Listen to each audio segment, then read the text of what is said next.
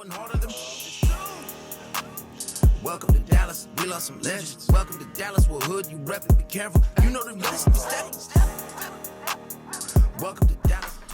Hola, hola, ¿cómo estás? Estoy contento.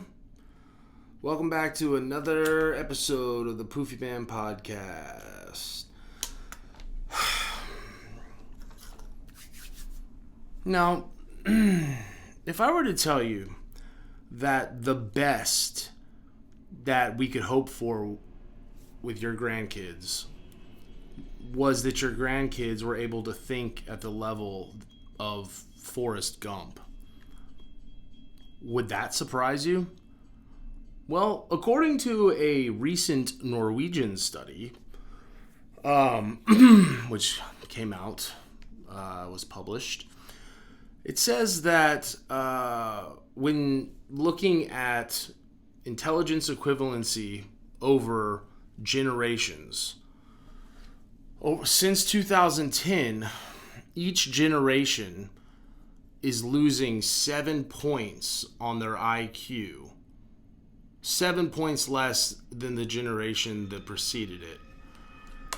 That means, obviously, again, if you are an average intellect adult American, you hover somewhere around, 110 to 115, maybe 110 is probably closer. So, 7, yeah. Forrest Gump. That's pretty shocking. It's not all that shocking, though. If you're like me and you've been observant and driving around, you've noticed that people have become fucking dumber and dumber and dumber. Day in, day out, I see things that just, blow my mind. Every day there's something even dumber that I see, which is incredible. And to another statistic, in case you needed reinforcement for that, the recent survey that was published by the Organization of Economic Cooperation and Development, OECD, which is tasked, of course, with collating all the relevant statistical data of populations relating to intelligence and personality and, the differences, the delta change of those things. They came out with the most recent survey, and it says that over the last 2 decades, so if you're 20 years old or older, you have likely witnessed a drastic decline, a 40% decline in literacy and numeracy, so reading and writing and, mathematics.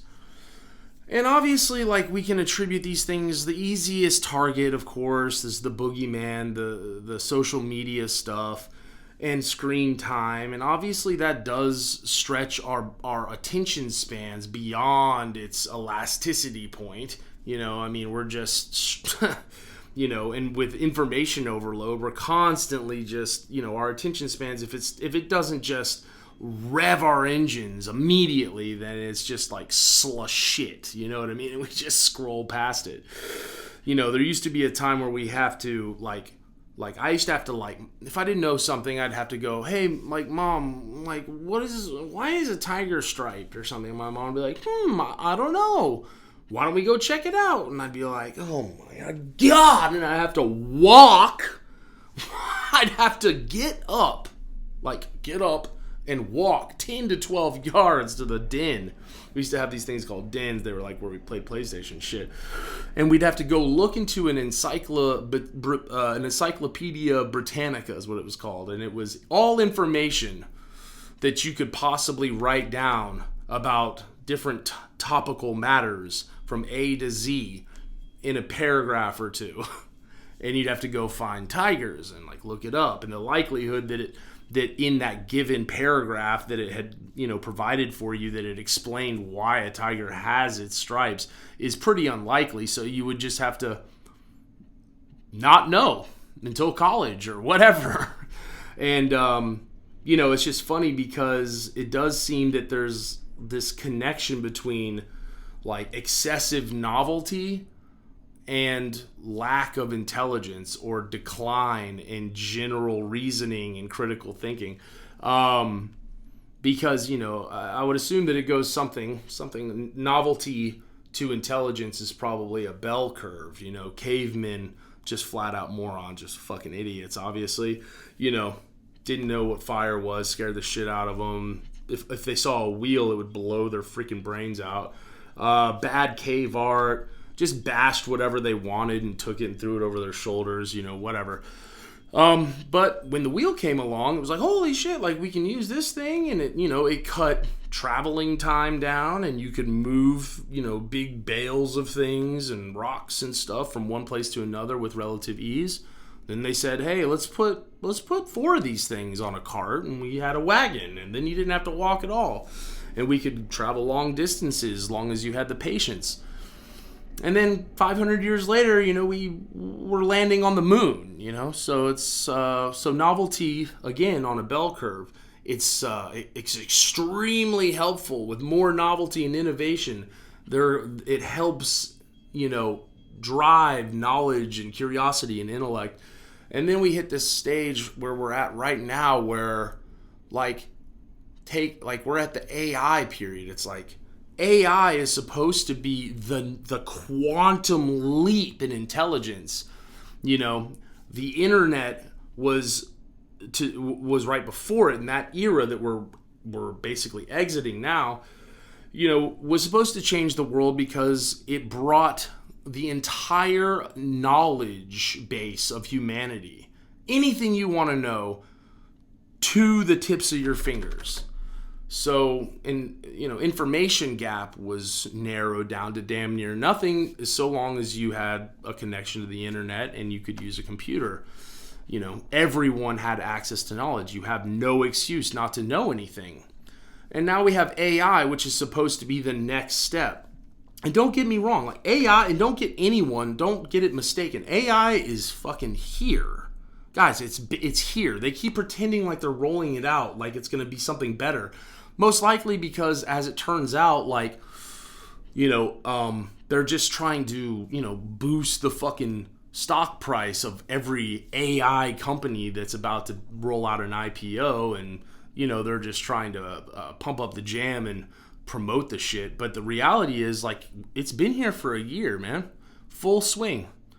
And as far as I can tell, with that amount of novelty and innovation, what the average human has done with AI is remarkable.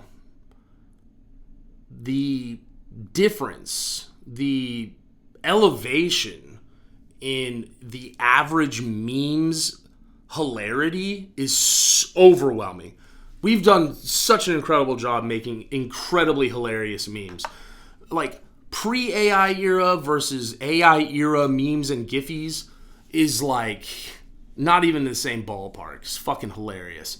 But aside from making really funny memes, humanity has done very little with AI since the point of having access to it across the board, virtually everywhere. I mean, the average person doesn't even know how to use AI except for memes, let alone use it to boost some type of intellectual endeavor, or, open the door to something new. The average person is not going to do anything with it, which is crazy.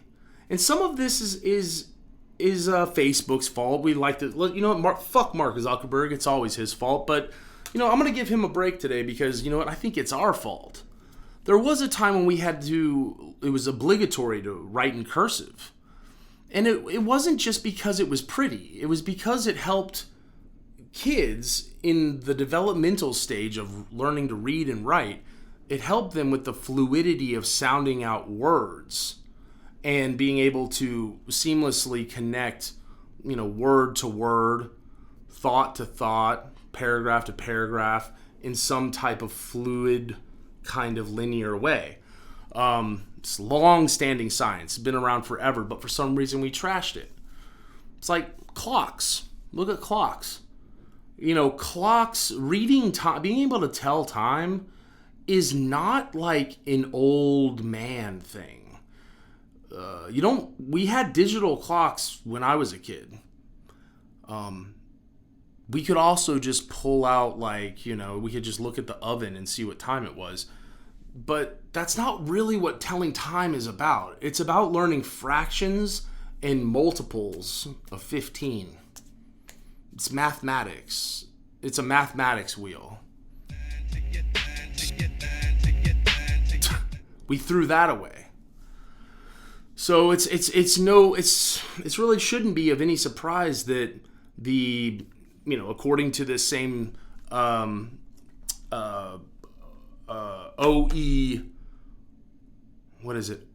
Organization of Economic Cooperation and Development, the OECD, same survey says that up to 14% of U.S. first-year college students read and write at a 10-year-old or at younger level, at a level of 10 years old or younger. So we better fucking shape up. Everyone, it's time to fucking get it together. Get it together. We're getting stupid as fuck. But always remember that just because it's new doesn't make it better. That's the thought for the day. It's like a Jerry Springer final thought. So, till next time, this is Poofy Man. If you guys have any ideas, I'd love to hear them. Comment below. Till next time, I'm out of here. Welcome to Dallas, the home of the killers. Welcome to Dallas, sharks and gorillas. The girls, they going harder than Welcome to Dallas, we lost some legends. Welcome to Dallas, we're hood, you rep it, be careful. You know the rest, be steady.